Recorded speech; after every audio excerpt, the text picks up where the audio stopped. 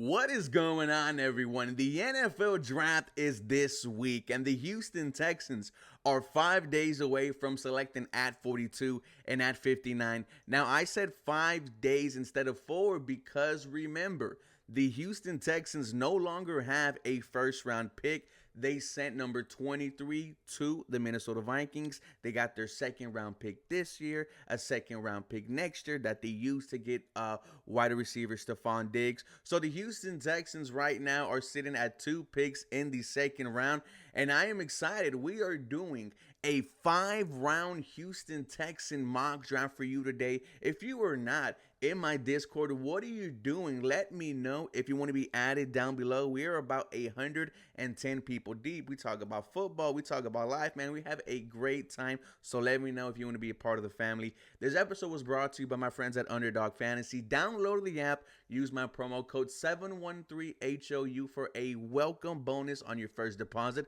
up to $100. And ladies and gentlemen, thank you all so much for watching today's episode. Now, at pick 42 for the Houston Texans, you guys know who I went with. I went with Edgerrin Cooper, linebacker from A&M. D'Amico Ryans finally gets his LB that he can mold into one of the best in the NFL like he did with Fred Warner. Here is the first look from PFF. Cooper brings a lot of athleticism to the linebacker position. He possesses top-tier change of direction, burst, and pursuit speed. His best work comes from when things are kept in front of him, flying in for tackles at the line of scrimmage or towards the sidelines. Cooper's issues comes from reacting more than anticipating. He is manipulated off his spots too often against play action and pre-snap motion. He also tends to over-pursue tackles, though he was more consistent in 23. He earned a high coverage grade in 23, but that was more from defending shallow zones, running backs out the backfield, and quarterback scrambles than it was from zone assignments. His analysis, the pros and cons. Downhill player who is willing to take on blocks at the line of scrimmage. Top-tier athlete in change of direction, burst, and long speed. Effective blitzer. He had 10 sacks this year for the A&M Aggies. Can be manipulated, these are his cons, by pre-snap motion play action. Out of control sometimes, takes a step too far in one direction and overcommits. And he reacts more than he anticipates. Look, we know whenever D'Amico Ryans gets his hands on someone, they can develop and grow into the player that he wants them to be. With Edgerrin Cooper, this is your linebacker of the future. I understand we got Azeez Al-Shaair, but he is 27 years old. To be honest, I don't think he is going to finish out his 3-year contract. If you bring in a linebacker like Edgerrin Cooper, I can honestly see him starting middle of the year next season. This is the luxury of having 2 second-round picks. And with the team you already have right now, you can afford to get someone like Edgerrin Cooper. We already, our depth at linebacker is already pretty thin. So adding someone like Edgerrin Cooper would bring a lot of young talent to the Houston Texans linebacker core that will be needing it soon. With that being said, at pick 42, I went with Edgerrin Cooper, linebacker from A&M. Now at pick 59 for the Houston Texans, I need you guys to hear me out and let me cook. Because when you look at our wide receiver group, there was so much to be excited about. You got 3 number ones. Stephon Diggs was just an all-pro wide receiver a couple of years ago. Nico Collins, just 8 yards shy of 1,300 yards. Tank Dell, before getting injured, was on pace for 1,000 yards and double-digit touchdowns. There was a lot to be excited about with this trio. But when you look at it more in depth, you'll see that we only have Stephon Diggs for 1 year. We avoided the final 3 years of his deal to kind of give him an incentive to play hard and try to earn his big final paycheck before he retires. He's 30-plus years of age. With Nico Collins, he is due a contract at the end of this year. Now, we've heard he and the Houston Texans have mutual interest in getting a deal done. However, we will have to worry about that. With Tank Dell, I love him. He's here for the future, one of your cornerstone pieces. He got hurt this year. Nico Collins missed some time this year. Stephon Diggs, as much as I love him, everyone said his end of the season was horrible and he is washed up. So I think adding another wide receiver to this group would pay dividends. Remember how we played the Baltimore Ravens game. Your only two options were Nico Collins and Dalton Schultz. There was no Robert Woods. You couldn't get anything out of him. Noah Brown was injured. Tank Dell was out for the year already. You had to bring up guys like Steven Sims. So at pick 59, I went with Keon Coleman from Florida State, the athletic freak. His first look. Coleman originally committed to Michigan State as a two-sport athlete. He transferred to Florida State in 23. His evaluation is a test of how much scouts prefer contested catch receivers to athletic separators. He is an impressive 6'4", 215-pound athlete who enjoys getting physical with cornerbacks as he consistently catches passes through contact. While that yields jaw-dropping feats of strength, his lack of separation ability is concerning for the next level. There just aren't a lot of guys who make a living as consistent catch receivers, contested catch receivers. The ones that do are often some of the best in the league. His analysis. Very impressive athlete for a player his size. He is very explosive and strong. Some of the most impressive contested catches you'll see, active and strong hands when he's lined up against press coverage. His cons. Not a lateral agility guy. If defenders get him going east to west, they can keep up with him. For as athletic as he is, he's not a big yards after the catch receiver. Lack of separation is an issue. Contested catches are his strength, but every catch seems to be contested. Limited route tree, basic vertical stem. Now, you saw his 40. It was one of the fastest among wide receivers, and I think he could have time to develop and grow under Stephon Diggs, Nico Collins, Tank Dell, and having him as your wide receiver 4. One of the best wide receivers, I think, in this draft class will be absolutely filthy. And once again, you have another weapon for C.J. Stroud and this Houston Texan offense. Now at pick 86 for the Houston Texans, I selected Cameron Kitchens, safety from the University of Miami. He is 6 foot 205 pounds. As a true freshman, Kitchens played in all 12 games, starting the final 5. He then became a full-time starter in 22 and 23. Kitchens is an all-good-around athlete who has made plays in both the run and pass game. Most of his experience and production is from a free safety spot, including 12 interceptions. His range from a single high roll is good, but a big boon to that is his anticipation rather than rare athletic ability.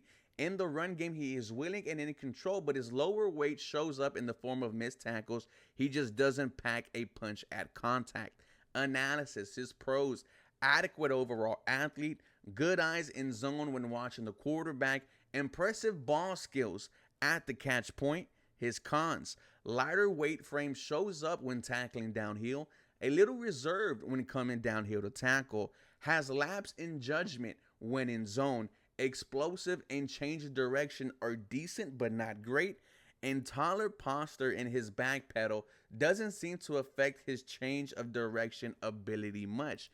Now, you see the 12 interceptions, and I think the Houston Texans only had one INT between their safeties, and I think that was Jimmy Ward against the Denver Broncos. Quote me if I'm wrong. But once again, you're adding depth into a group where there is no youth. Jalen Petrie is the only young guy you got in that safety room. Jimmy Ward, 9+ years? MJ Stewart, he's a veteran. Eric Murray, he has been on the Texans for about 5+ years and has been multiple times with other teams as well. You add someone like Cam Kitchens in, some youth, some competition, and I would rather see Cam Kitchens out there than an MJ Stewart. With that being said, imagine your safety tandem in the future is Jalen Petrie and Cam Kitchens. That's the vision. However, we have to see how it plays out. But I am taking Cameron Kitchens at pick 86, safety for the Houston Texans. Now at pick 123 for the Houston Texans, I will be taking T'Vondre Sweat, defensive lineman from the University of Texas. He is 6'4", 362 pounds, has been falling on draft boards recently. was falling even before the DWI situation. I am taking T'Vondre Sweat here in the fourth round, and I am hoping that he is able to play at 362 pounds. He is 6'4", 360, just a behemoth of a man from Huntsville, Texas. His first look from PFF, it's been a long journey. 5 years and 62 games played for Sweat to become an NFL caliber defensive tackle. In 22, though, he had the size to be an impact player. His hand usage, conditioning, and lack of leverage limited his effectiveness. In 23, he improved in all areas as he no longer relies on just being big. His hands are fast and violent, and he has a good understanding of when to throw, which moves and counter. He is light on his feet for a player pushing 370. He doesn't have a mean streak in the run game, but in 23, he was more stout against double teams and got off against single blocks more effectively. His pros: sheer size makes him a tough assignment. Pass rush moves and counter moves were much improved from 22 to 23. Really light on his feet for a player pushing 360. Leg drive was powerful. Held up against double teams in 23. That's what DeMeco Ryans wants his defensive tackles to do, is eat up the double team and allow your linebackers to be free. Cons: pops up high out of his stance naturally, and conditioning will be naturally tough. Now, there is some concern of him being 360 plus pounds. Can you rely on him to be a 3-down lineman? Is there going to be a weight loss plan for T'Vondre Sweat with whoever drafts him? And I think my friend Cody Johnson brings up a good story. Is, have we heard a story about a defensive tackle who has lost 25 plus pounds and still be effective? I don't know, but this is the fourth round we are talking about here. The fourth round last year was Henry To'oTo'o. We were talking about T'Vondre Sweat here, who before, all this, a lot of people consider him a second round pick, but I am definitely taking him at 123. Now, in the fourth round at 127, I went with tight end Theo Johnson from Penn State. He is 6'6", 264 pounds, just an excellent blocker. I already think he's a better blocker than Dalton Schultz, and can give you some mismatches with how tall and how long he is. Johnson brings size to the tight end position, ranking above the 70th percentile in height and weight. His long arms are an advantage when he is blocking edge rushers and hauling in passes. He has a decent build-up and long speed when getting vertically up the seam, but he lacks the difference-making and change of direction, which limits his route tree. He makes his money from an inline spot as a versatile blocker and pass catcher in heavy formations. He is a strong blocker when he targets defenders between the shoulders, but he can sometimes get crossed up, an area where his limited lateral ability shows up. Pros: arm's length is a big plus when blocking, can match up lengthwise with edge players and outreach defensive backs. Size is a big plus for him. Big catch radius due to his long arms. Decent build up and top speed for a player his size. Built for inline play. His cons: lateral movement and lack of change of direction. I think Theo Johnson can be your backup tight end. I think Brevin Jordan moves to number 3, and we say goodbye to Tegan Quitoriano. And Theo Johnson, I think he had 7 touchdowns this year, and I think all 7 of those came in the red zone. And if you get an immediate impact from a fourth round in 127, that would be a solid pick for you. And Theo Johnson is your tight end of the future, hopefully. With that being said, ladies and gentlemen, this 5-round mock draft, I think it was legit. We went Keon Coleman, Edgerrin Cooper. We went Edgerrin Cooper, then Keon Coleman, Cameron Kitchens, T'Vondre Sweat, and Theo Johnson.